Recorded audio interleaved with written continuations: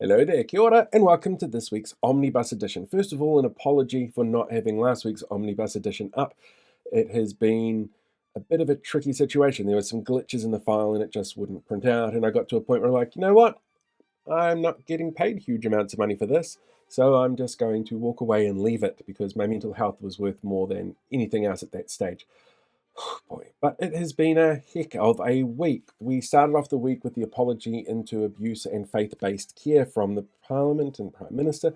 We saw massive amounts of people join the hikoi around the country protesting against David Seymour's Treaty Principles Bill, and we saw David Seymour's Treaty Principles Bill get entered into Parliament. Those last two bits ended up giving me a whole bunch of evidence that this referendum is a really bad idea.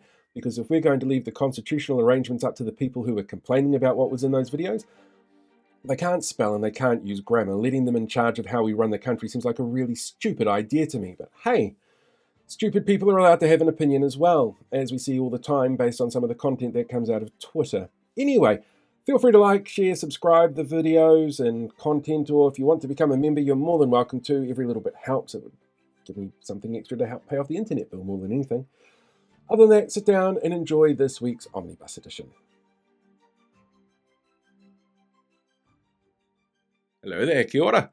What is the role of media? Well, according to David Seymour on Breakfast last week with Jenny May Clarkson, it's to provide viewers both sides of an issue and to let them decide.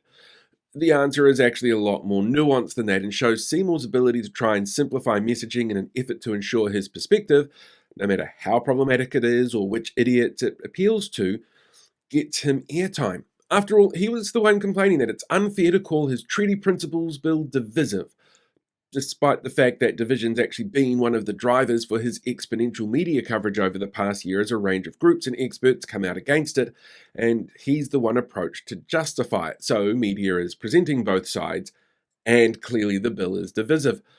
But in general, media actually has a range of functions, a lot of it depending on the media output itself. News, for example, isn't there to offer both sides of an issue, it's there to inform. If a cyclone is bearing down on the country and people are at risk, the news shouldn't be going, hey, here comes a deadly cyclone. And to offer balance, here's a climate change denier who thinks this is a government conspiracy to hide chemtrails. And it should always be remembered that media is a broad term. Sure, news is one form of media, but so too are videos on TikTok, Instagram, Facebook, like this one, or radio shows, podcasts, television dramas, newspaper articles, movies. And Seymour isn't there saying Die Hard should have to tell you Hans Gruber's side of the story as well as John McClane's. And different types of news media has different abilities. Print media can go into a lot more detail, for example, than broadcast news. What is being presented in a simplistic argument is a conflation between news media and infotainment media. And there are a lot of people out there who genuinely believe he's right, because we, as a country, didn't really give them the tools to see media in any other way or to be able to analyze it properly. News is there to inform, and infotainment is there to inform and entertain simultaneously. It's literally in the name. Breakfast is an infotainment show. Now, infotainment can look at multiple views from an issue, or it can choose not to and shape the public discourse in a certain way. Media is a powerful tool for shaping public opinions and views, after all, and we've seen examples of this for generations. Like how New Zealand media for generations used language and imagery that made Māori out to be regressive, violent, angry, and alarmist, and generations of people seeing that happen over and over start to believe it, which leads to unconscious biases against Māori that result in attitudinal problems from Pākehā across every part of society and embeds institutional racism, which leads to worse outcomes for Māori in areas like education, health, the justice system. So you get the picture?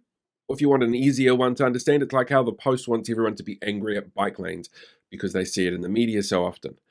But news media is under no obligation to platform both sides of an issue or event. And when it comes to politicians and political discourse, that's enshrined in the law for TVNZ. Politicians cannot have direct editorial influence on our state broadcaster. But there are other ways for political figures to manipulate media to get their views or hide them. And we've seen an example of that this week, actually, when a reporter was barred from the press gallery in Parliament during the historic apology for the abuse that occurred in state care because his questions have hurt the feelings of the Prime Minister and other ministers in this government. Newsroom's investigative journalist Aaron Smale was barred from attending the event over what the Speaker's accreditation decision says is conduct on a prior occasion. Smale has been covering the journeys of abuse survivors for over 8 years, and sometimes that results in assertive questioning of politicians, like he did with the Prime Minister after the initial apology, and to Karen Chow when she relaunched boot camps for kids. And the press gallery chair, News Talk ZB's Jason Walls, confirmed there's been no formal complaint about the behaviours then. Part of Smale's multiple Voyager award-winning work has been to show the various ways governments have tried to dodge responsibility and silence victims. And while he meets the criteria for accreditation, he was preemptively barred from attending the event to write a piece on the undertakings of the day. It doesn't sound like letting media offer both sides of a story, which is apparently their role. It sounds more like this is a government wanting to dictate how media should present them and their actions to the public, because they know how media presentation impacts public opinion. And I guess according to the latest opinion polls, that public opinion just ain't too great. Hello there, kia ora. It's been a busy 24 hours around the motu with 2 massive events happening. Yesterday saw the official apology from the government to those who have survived abuse while in state and faith-based care. And for those that have endured abuse, there must have been a massive amount of emotions in play. And it would be wrong of me to be critical of the response seen in Parliament for that reason. So I'll just say that I was impressed with the solemnity and bipartisan approach to the day. And while I'm no fan of many of the current government MPs, I do feel that Erica Stanford in particular, who is the minister overseeing the inquiry, seemed genuinely touched to be able to be a part of this process, knowing how much it means to so many. There's clearly still a lot of work to be done though, and I hope that this goes some way to helping those impacted on their healing journey. And I really wished that the current government saw that some of their actions, like bringing back boot camps where physical force is permitted to be used on young people, really need to be reconsidered. And who knows, maybe this will act as a precedent of some sort in ways that we haven't actually considered. One of the ways that the government is redressing the victims is to ensure the removal of public memorials to their abusers. Perhaps this means that one day they'll be open to the idea of doing the same to monuments for colonists who did terrible things to tangata whenua. They're everywhere after all. My old high school, Te Awamutu College for example, still has popo in their marae of a general who marched on the Waikato, the priest who told Māori where to hide to be safe before leading an army directly there to slaughter them, and the magistrate who signed off on one of the most well-known battles of the land wars.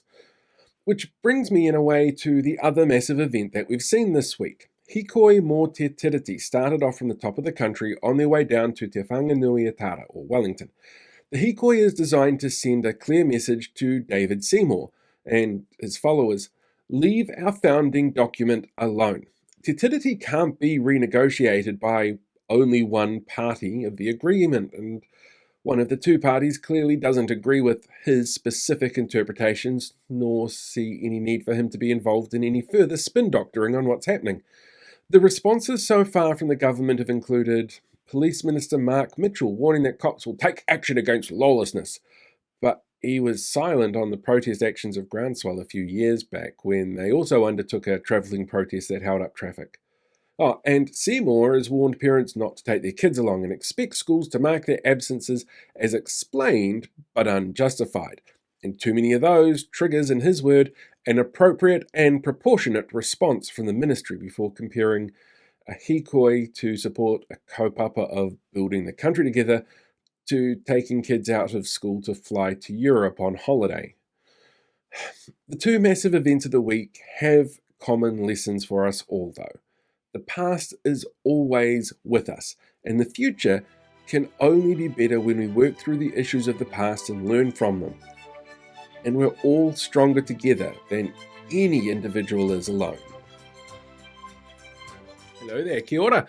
With thousands of people crossing the Auckland Harbour Bridge on Wednesday as part of Hikoi mō te Tiriti, well, the event disrupted a lot of people, which is the point of a protest. Limiting a major transport corridor in our larger city is always going to cause disruption. And it was evident on social media just how many people were upset at being inconvenienced. It showed up on media outlet comment sections in local Facebook groups, lots of complaints, and usually the same ones over and over. And a lot of those narratives are direct results of what we call colonial and post colonial narrative theory. Colonial narrative theory is the understanding that colonizers created narratives around indigenous peoples that tainted the view of colonizers towards those indigenous peoples. And post colonial is about how people continue those narratives after the initial shock of colonization is set in and the newly dominant culture has asserted itself and maintains the narratives that harm indigenous peoples. When colonizers first arrived and began creating newspapers, they were made with an aim of speaking directly to colonists, and there are numerous examples of that being used to vilify Māori. The press in Christchurch used terms like inferior. The Evening Post in Wellington used terms like warlike, jealous, and bloodthirsty peoples. The Waikato Times used habitually idle, drunken, and improvident before making claims that Māori were unworthy beneficiaries of welfare from the state. There was a lot of they should be grateful platitudes and aren't you lucky that we were here commentary that pops up in those early papers. And we can still see those narratives come into play when you see people like Anne here, talking about attendees of the hikoi being beneficiaries, a claim which has nothing to back it up, just an assumption to justify her views. Post-colonial narratives continue and modernize those colonial narratives in a society that has now asserted dominance. And this is done in a number of ways, like headlining an issue as Māori and not talking to Māori when creating a narrative, or criminalizing Māori in the way that content's produced and presented, like this 1999 story in the Waikato Times that creates a stereotype of Māori as a typical murderer, or this layout in the NZ Herald vilifying former MP Kitty Allen. And we see that in comments like this one from Paula, implying that those involved in today's hikoi must be involved in criminal activity of some sort. It comes in the use of language. When you see Māori described as radical or activist around highly emotive issues, but those terms aren't used for Pākehā. In 2004, during the original foreshore and seabed controversy, local media used the term radical to describe Māori 68% of the time in news stories. They used the term activist 67% of the time. Don Brash was called radical only 4% of the time, and actions of the government overruling the courts was called a radical decision less than 1% of the time. Those double standards are still applied by the public when you see comments like this from Ian, who seems to have forgotten the groundswell protest did stoop to that level in 2022, and thankfully they didn't follow the rest of his suggestion and run people off the roads. When a narrative is commonplace and seen regularly, it impacts the belief structures that people have. It's what we call the illusory truth effect. In 184 years of media narratives from trusted sources that say you should consider Māori bad for protesting has its societal impacts. A big one that occurred for this week's event is that crossing the bridge on foot or walking on a motorway is illegal. Oh, hey, just a little bit of a footnote. I'm just about to say something that's actually wrong. I said in the version I recorded earlier that everybody I mentioned had a permit to be able to cross the harbour bridge, but it turns out that's not true. Brian Tamaki never got a permit for his Freedom and Rights Coalition protest that walked across the bridge in 2022. The police offered protection once it started out of safety concerns, but he never got permission for it, which might explain why there's also conspiracy theorists like this dude here going, well, people who get permits are obviously loved by the government, because that's how free speech works. Anyway, that's not true. Brian Tamaki never got a permit to cross the bridge. Now, if only there was some kind of consequences for his action. Oh, look, a court case. Anyway, back to the video. Just like Jan worries about here. But did those people question Brian Tamaki and his political party when they did it in 2022, or when cyclists did it in 2020? Or groundswell slowed people down on their tractors in 22, or a few weeks ago for the Auckland Marathon? One thing that they all have in common, including this week's hikoi, is that they all had permits in place through official channels, but only one of them was specifically related to Māori. We see similar examples cropping up around education. David Seymour himself used education as a reason people shouldn't attend the protest. He's done this before as well when climate protests occurred, and that repeated narrative finds its way into public discourse, with the likes of Doyle here clearly concerned about European ideals of educational needs. while using the wrong version of their, but ignoring cultural needs and perspectives for many being involved in the hikoi who feels it gives them a voice against a law change that undermines the foundations of the country that's been built on and threatens its future from a government that has been systemically winding back changes that have been hard fought for to help ensure equitable treatment, outcomes, and identifiers within our society. There's even a method of post-colonial narrative that directs attention away from the issues being presented. In 1975, the Auckland Star covered Dame Whina Cooper's original hikoi over the bridge as a concern about the structural integrity of the bridge, without mentioning the cause of the reason for the hikoi. At least this time, Radio New Zealand mentioned the reason for the hikoi before talking about the bridge swaying and rocking under the weight of the protesters.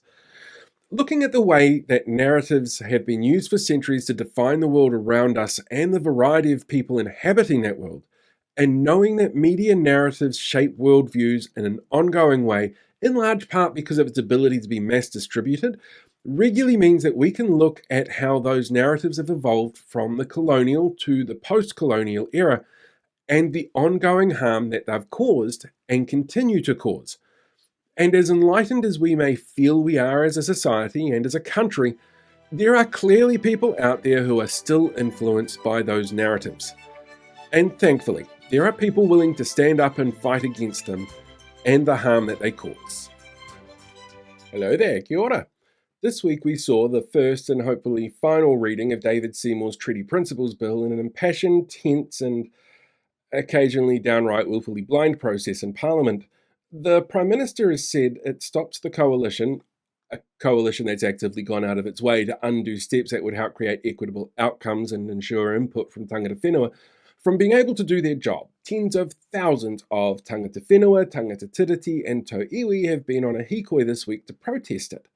Politicians from within the coalition and across opposition have called it out, as have a massive range of groups and organisations, including King's Council lawyers, over 100 different community groups, former prime ministers, church leaders, iwi groups, Amnesty International, Māori translators, education organisations, and of course the Waitangi Tribunal. The tribunal described in their first report on the initial draft of the bill that it was trying to fix a solution to a problem that doesn't exist. The final draft report called it a deliberate attempt to destroy the fabric of social cohesion that the country is built on. And David Seymour maintains that the bill isn't divisive. But that line is part of a multi-pronged communication strategy. It includes the style of language that's used, simplistic messaging designed to be hard to argue with, and tricks to block commentary from specific organisations with a vested interest in the process and let him play victim at the same time. So let's start with that last one. Seymour has long complained about the Waitangi Tribunal, claiming that they've got the power to define the principles of the treaty, and that's just not fair on ordinary New Zealanders. And over the years, it's morphed from being about settlement claims to dictating the law.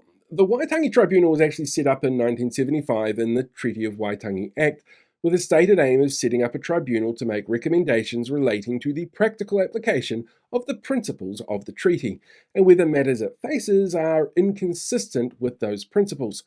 And its legally defined jurisdiction includes identifying if Māori will be prejudicially affected by regulations, orders, proclamations, notices, or acts after February 6, 1840.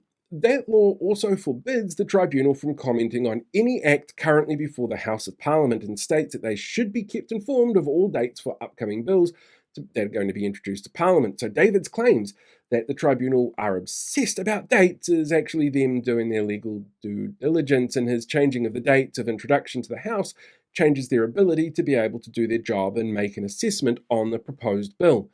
But apparently David's the victim here. And now, when it comes to messaging, Seymour has a really simple line he uses. Who could be against equal rights? This is a bad faith argument. It's designed to manipulate opinions and sow seeds of doubt. The same way a number of MPs from the coalition, as well as candidates who ran for Parliament, used the line, I believe in one person, one vote, without further detail when asked about co-governance during the election.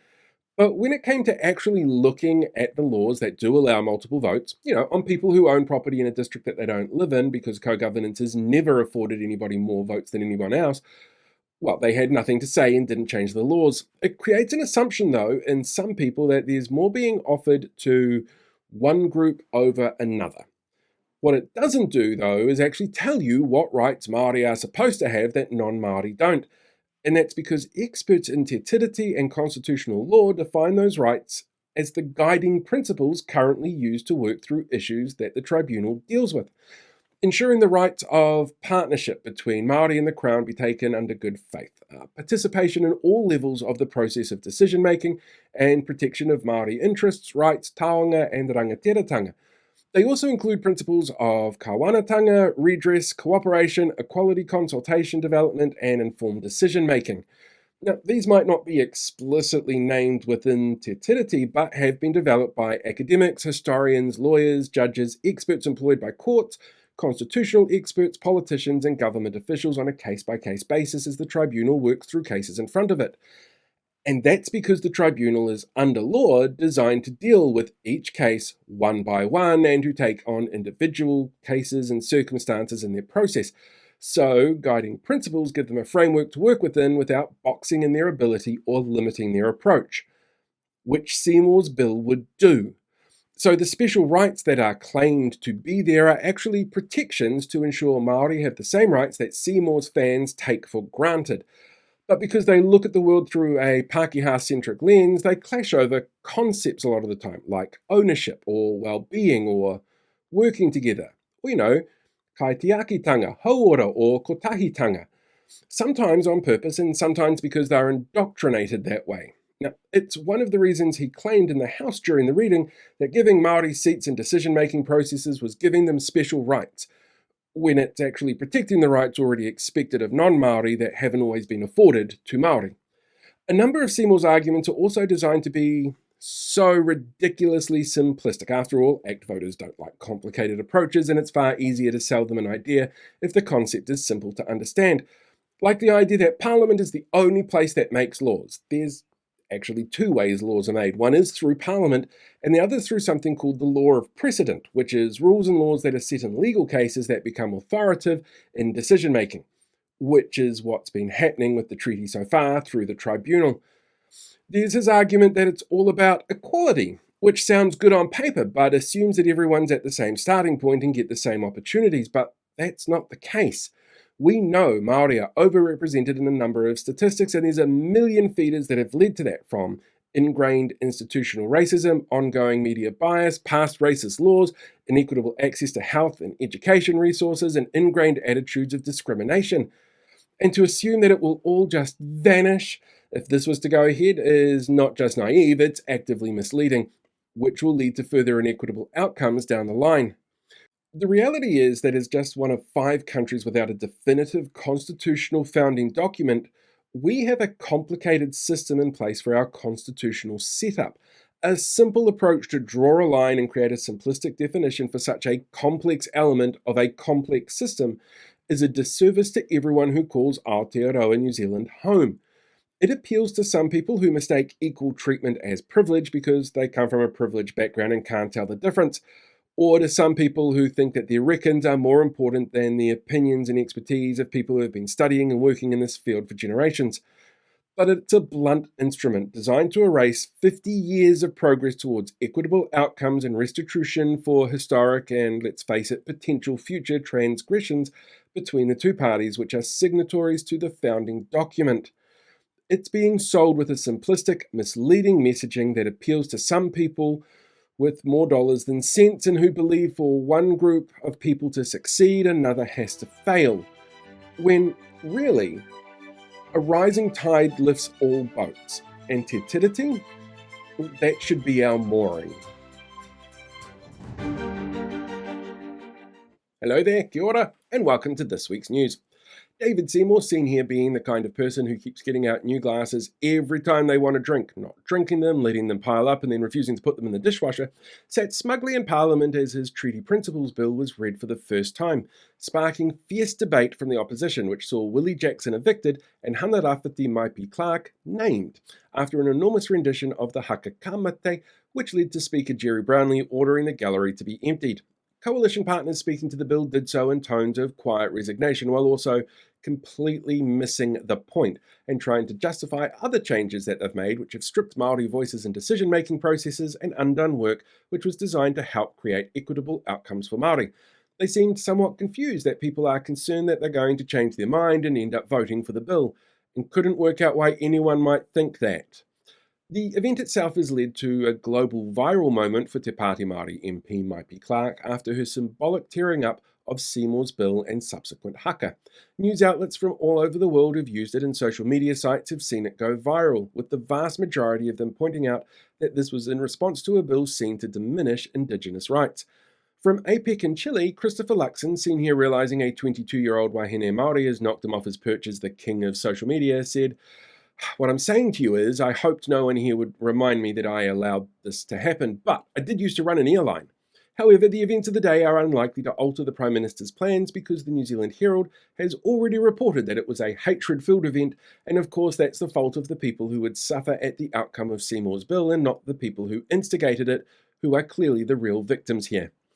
It was revealed on Saturday that Transport Minister Simeon Brown, seen here learning that cyclists and public transport users are also taxpayers, was made aware in Cabinet that changes to increase speed limits would lead to more deaths on the roads, and that his claims that speed increases would improve productivity were not backed up with any evidence.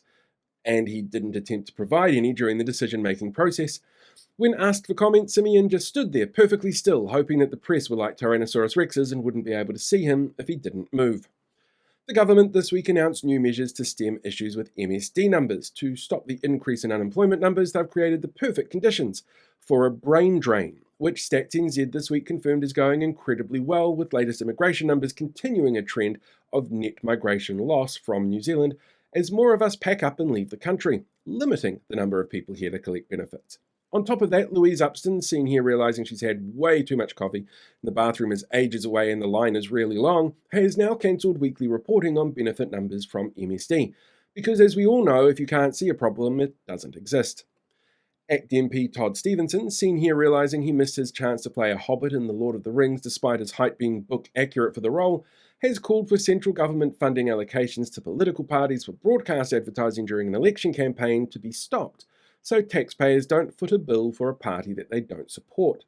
While the ACT Party raised over $4 million in election donations for last year's campaign, which was half of the total that the left bloc of parties in Parliament raised, Stevenson was told by mega donors like Graham Hart, David Richwhite and Sir Russell Coote, who all donated to ACT's campaign to give the 8% party disproportionate power in the coalition government, that an even playing field was unfair for voters.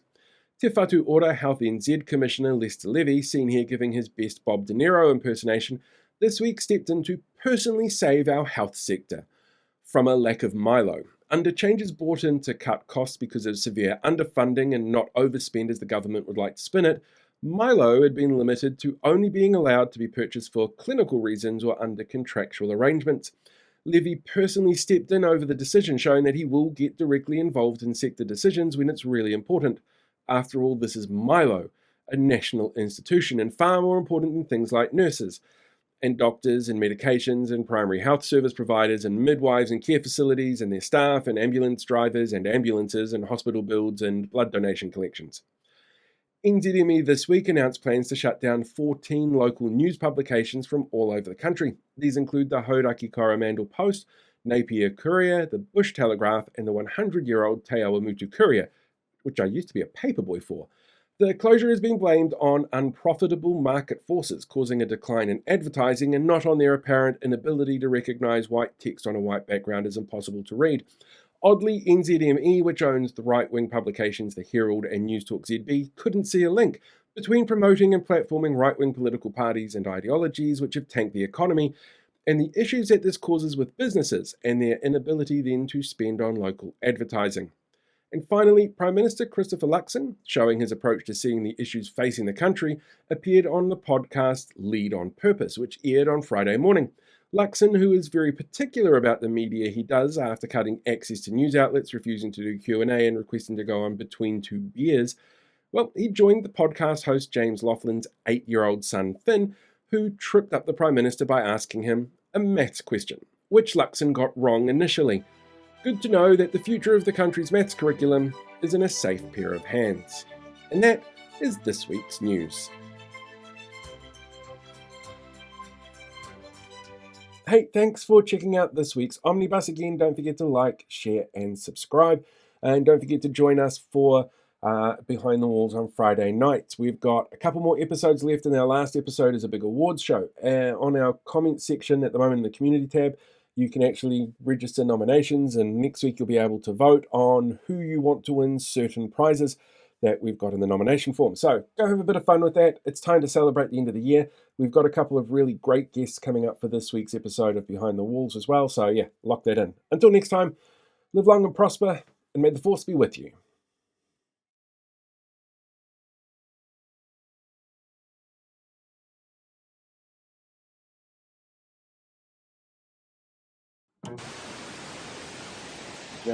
Here. The links to other things that come at the end of YouTube videos. Those ones there, like here.